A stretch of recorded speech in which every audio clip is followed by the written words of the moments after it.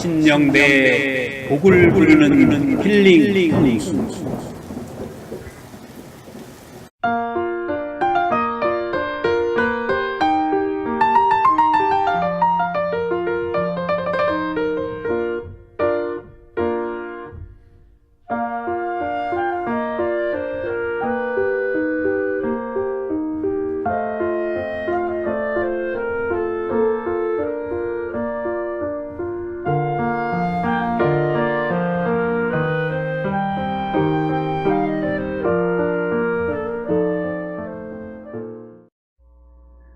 복을 부르는 힐링 풍수 제13강을 시작하겠습니다. 오늘은 학습 효과를 높여주는 공부방 풍수에 대해 살펴보는 시간입니다. 먼저 이 풍수적으로 좋은 공부방의 개념이란 무엇인지 알아보겠습니다. 우리 생활 속에서 특히 근래 들어 풍수 인테리어에 관심이 많은 것 또한 사실입니다. 집안의 구조나 가구 등을 배치할 때 같은 값이면 좋은 것이 좋다라고, 또는 이왕이면 다홍치마라고들 많이 말씀을 하십니다. 이 말은 풍수적으로 좋지 않은 것은 가급적 피해가는 것이 좋다는 뜻입니다. 집안의 자녀분들의 공부방 풍수는 무엇보다도 가장 중요한 것이 기본적으로 청결입니다. 이 청결은 주택 풍수의 가장 기본적인 사항이라 말씀드릴 수 있습니다. 청결 다음으로 중요한 것이 편하게 숙면을 취할 수 있는 공부방의 환경이 되어야 합니다. 최근의 상황을 볼 때 이 학업 중에 있는 자녀분들이 학교를 마치고 다시 학원에서 공부하고 집에 돌아오는 시간은 매우 늦은 밤 시간일 겁니다.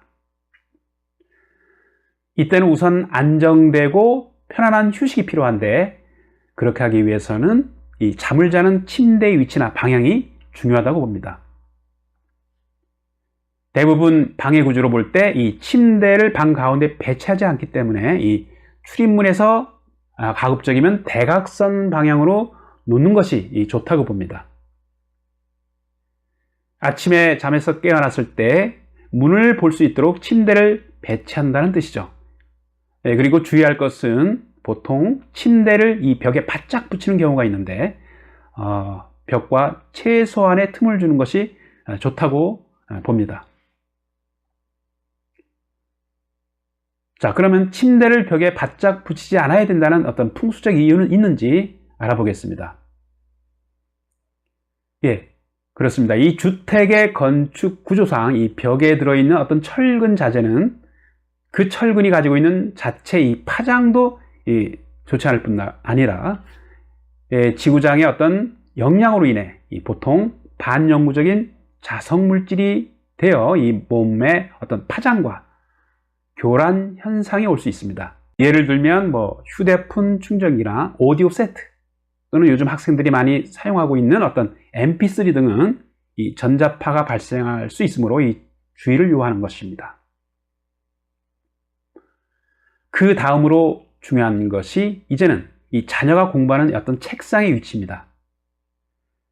책상은 될 수 있으면 창문을 등지거나 바라보는 것을 피한다. 등지거나 바라보는 것을 피하고 이 출입구를 곧바로 마주보게 하는 것도 또한 좋지 않습니다. 풍수지리의 이치는 원만성과 어떤 이 포용성, 그리고 아늑하고 안정된 분위기를 추구하는 것이지 이 곧바로 나가거나 곧바로 들어오는 직선적인 것을 추구하지 않습니다. 수행자들이 보통 벽면을 마주하고 수행하는 일명 면벽수행처럼 벽을 바라보고 공부하면 집중력에 많은 도움을 주게 된다는 것입니다. 공부방 이 창문에는 가급적이면 두꺼운 커튼을 걸면 이 방 안에 모인 기운이 이 창문을 통해 새어나가는 것을 막을 수 있습니다. 사실 이 커튼이 있으면 공부방이 휑하니 탁 트이지 않고 아늑한 분위기를 자아내어서 심신의 안정도 함께 누릴 수 있는 것입니다. 자, 그러면 이 적합한 공부방의 방위는 있는지 알아보도록 하겠습니다. 풍수적인 방법으로 보통 이 공부방을 배치할 때는 북쪽을 많이 선호하게 됩니다. 물론 이 젊은 사람이나 아이들에게는 이 생기가 왕성한 동쪽 방위도 좋은 방위이기는 하나, 북쪽 방위는 이 물과 음의 기운이 비교적 강해서 이 차분한 기운을 안겨주기 때문에 다른 잡념이 생기지 않아 좋다는 것입니다. 또한 음양오행학적으로도 이 북쪽은 물기운, 즉 다시 말씀드려서 이 수기가 강하고 지혜를 상징하기 때문에 어떤 지적인 기운을 향유할 수 있다는 것입니다. 그렇지만 이것도 절대적인 것은 아니므로 이 상황에 맞게 응용하는 것이 좋다고 봅니다. 예를 들어서 성격이 밝은 자녀들은 이 남쪽에 위치한 공부방을 사용했을 경우 이 마음이 산란해지고 집중력이 떨어질 수 있으니 이럴 때는 북쪽이 비교적 좋다는 것입니다. 그와는 반대로 자녀의 성격이 너무 차분하거나 내성적이거나 이 성격이 좀 밝지 못하다고 느껴지면 이 남쪽에 위치한 공부방을 선택하는 것도 좋은 방법이라 말씀드릴 수 있습니다. 또 비록 성격이 차분하더라도 이 대학 진학을 앞둔 고3인 경우는 짧은 시간에 학습 능력과 집중력을 높여주는 북쪽에 위치한 방을 선택하는 것 또한 비교적 좋습니다. 공부방은 이러한 요소 외에도 우선 환기와 통풍이 잘 이루어져야 하고, 거듭 말씀드리자면 이 청결과 단순성이 가장 좋다고 봅니다. 그래야만 풍수에서 말하는 왕성하고 맑은 기운이 살아 숨쉰다는 것입니다. 자, 이번에는 공부방의 벽지 색상에 대해 살펴보겠습니다. 벽지의 색깔은 공부방의 학습 분위기를 결정하는 매우 중요한 요소가 됩니다. 자녀들의 공부방에 차분하고 집착한 분위기를 조성하여 이 집중력을 높이는데 좋은 색깔은 녹색 계열과 파란색 계통이 좋기 때문에 이 방면의 색상에 주목을 할 필요가 있습니다. 사실 이 심리적으로도 푸른색 계통은 맑고 이 청량감을 안겨줄 뿐만 아니라 이성적이고 냉정을 유도하는 한편 마음의 배려와 자연과의 어떤 친밀감, 그리고 평온하고 침착한 마음을 길러주는데 특히 학생들의 눈의 피로를 감소시키는 점도 함께 가지고 있습니다. 도배는 집안에서 분위기를 바꾸거나 낡아진 어떤 그 도배, 가끔씩 바꿔주는 어떤 부분이기 때문에 이후 도배할 계획이 있으시면 녹색 계열이나 이 파스텔 컬러의 어떤 푸른색 계열을 사용해주면 학습을 높여주는 좋은 공부방 분위기가 어떤 연출된다고 봅니다. 주의할 것은 방 전체를 모두 짙은 색깔의 어떤 벽지로 바르는 것은 가급적이면 피해야 합니다.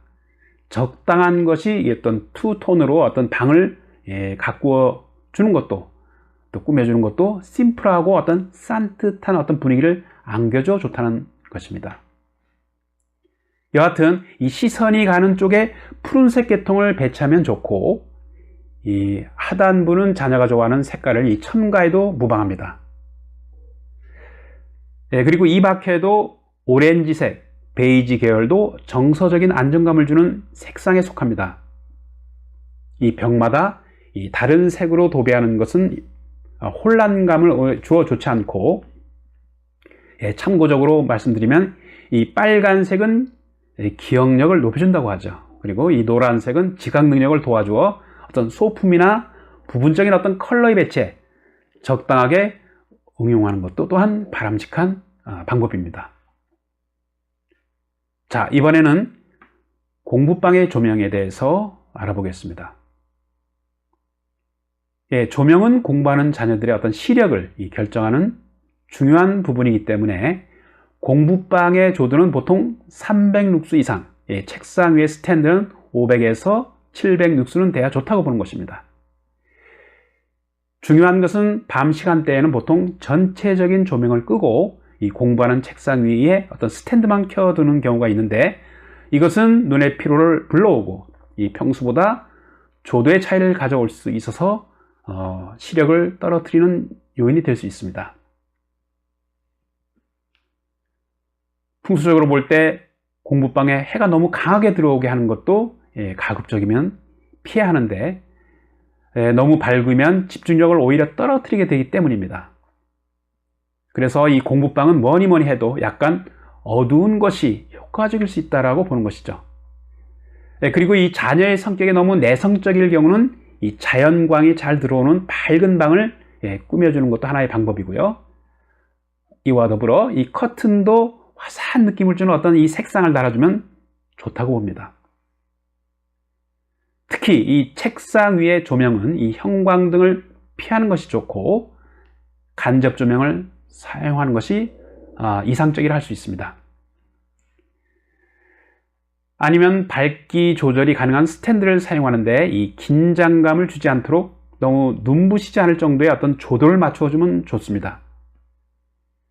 그리고 조명등은 보통 천정 중앙에 설치되어 있는 것이 보통인데요. 이렇게 되면 공부하는 책 위에 그림자가 질 수 있으므로 학습용 스탠드로 이 눈부심을 조정해 줄 수 있습니다. 자, 공부방의 책장이나 소품 배치에 대해서 알아보겠습니다. 공부방에 필수적으로 들어가는 책상이나 책장 등은 사실 이 한 번 선택하게 되면 최소 몇 년 이상은 사용해야 하기 때문에 고를 때 신중하게 선택해야 합니다. 이 단기간에 사용하는 것이 아니고 대체로 초등학교 시절부터 대학까지도 쓸 수 있는 이 공부방 가구가 좋다는 것입니다. 또한 그것이 또 경제적일 수도 있다, 이렇게 보는 것이죠. 실제로 이 가구점에 가서 물어보아도 이 학생용 가구라는 느낌이 들지 않고 내구성 있는 어떤 디자인의 가구들이 많이 출시되고 있습니다. 어린 학생의 경우는 비교적 높은 의자로 몸에 맞게 이 높이를 설정해 주는 것도 좋다고 봅니다. 풍수적으로 공부방에 사용하는 가구는 될 수 있으면 원목으로 이루어진 이 제품이 좋은데요. 이것은 습기를 조절하고 각종 전자파를 흡수하는 기능도 있기 때문에 건강에도 이롭다고 보는 것입니다. 자녀들의 성격이 모두 다르기 때문에 이 가구의 색상에도 주의를 기울여야 좋습니다. 예를 들어 이 성격이 좀 고집이 세고 반 친구들과 비교적 자주 다투는 어떤 자녀의 경우는 은은하고 이 차분한 색상의 가구가 좋다고 봅니다. 그리고 이 바꾸지 않고 기존의 가구를 이용해서 그 위에 이 천연 페인트를 칠해서 이 변화를 주거나 또는 이 시트지를 붙여 주어도 좋습니다. 공부방의 소품도 예를 들어 액자를 걸 경우는 가급적이면 자연의 풍경이 있는 액자나 자연적인 느낌이 살아있는 그림을 걸어두면 좋습니다.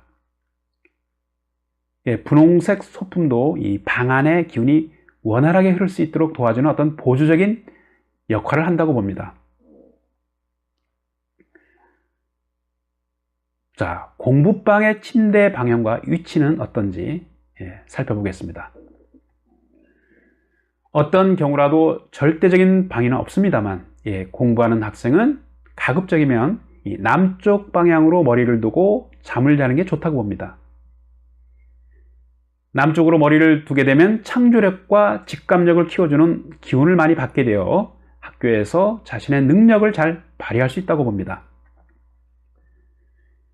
공부방의 침구를 고를 때도 세심한 주의가 필요한데요. 중요한 것은 너무 요란하거나 현란한 무늬가 들어간 침구는 가급적이면 피하고 단색 무늬의 어떤 침구가 좋다고 봅니다.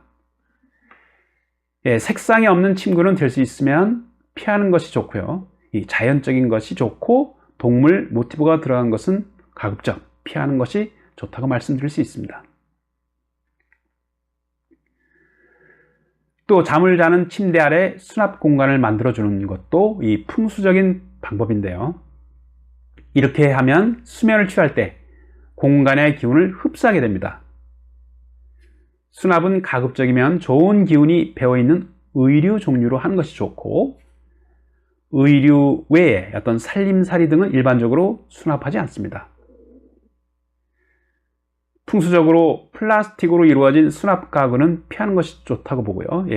그리고 가격이 조금 나가더라도 가족의 건강을 위해서 기운의 흐름을 좋게 하는 등나무 소재나 원목 등의 어떤 소재를 선택하는 것이 생활 풍수의 어떤 웰빙에 또 힐링 풍수에 부합한다고 봅니다. 공부방의 전자제품 영향은 어떤지 알아보겠습니다. 전자제품에서 발생하는 이 전자파는 좋은 기운의 흐름을 방해할 수 있습니다. 그렇기 때문에 그 전자파의 영향을 최대한 줄이는 것이 풍수적인 방법이라고 할 수 있습니다. 공부방에 있는 대표적인 전자제품으로 이 컴퓨터를 줄 수 있는데요. 이 전자파가 가장 강하다고 봅니다. 이 컴퓨터가. 그래서 남서쪽이나 정동쪽 또는 동남쪽에 두는 것이 좋다고 봅니다. 종합적으로 말씀드려서 공부방 풍수는 좋은 기운을 들여 자녀의 집중력과 창의성을 높여주는 것이 가장 큰 목적입니다. 그리고 또한 이 청소년기에 있는 자녀들은 이 환경적 요인에 의해서 정신적 또는 신체적으로 매우 민감한 반응을 보일 수 있다는 것입니다. 방의 환경에 따라서 성격의 발달이나 재능이 달라지기도 하기 때문에 집안의 다른 공간도 중요하겠지만 특히 자녀의 공부방은 매우 많은 관심을 기울여야 좋다고 봅니다. 자, 그 밖에도 수액이나 좋지 않은 기운이 흐르는 자리에 수맥이나 좋지 않은 기운이 흐르는 자리에 이 책상이 놓이게 되면 책상에 앉자마자 금방 몸이 나른해지고 졸음이 쏟아지게 되면 그와 더불어 집중력도 떨어지게 됩니다. 이러한 상태가 계속 무방비로 노출되다 보면 자신도 모르게 학습 의욕이 떨어지게 됩니다. 그래서 수험생의 신체 컨디션을 최상으로 높여주고 학습 의욕과 집중력을 최대로 높여주는 것이 오늘 말씀드린 공부방 풍수의 핵심이라 이렇게 말씀드릴 수 있습니다. 오늘 제13강 복을 부르는 힐링 풍수는 여기에서 마무리하도록 하겠습니다. 저는 제14강에서 다시 뵙겠습니다. 소중한 시간 경청해 주셔서 감사합니다. 좋은 시간 되십시오.